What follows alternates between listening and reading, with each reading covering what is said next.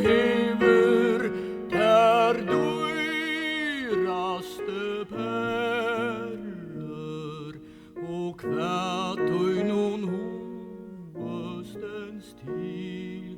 Du hefur der sötaste eiga,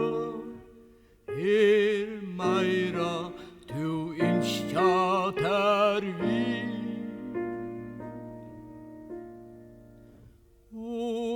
Tøyne søte eie, her vist val fleir tusen evigar sanger, mun gåa, hvað ynskjer du meg?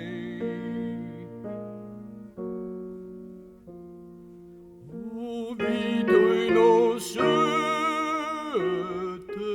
eie, how it's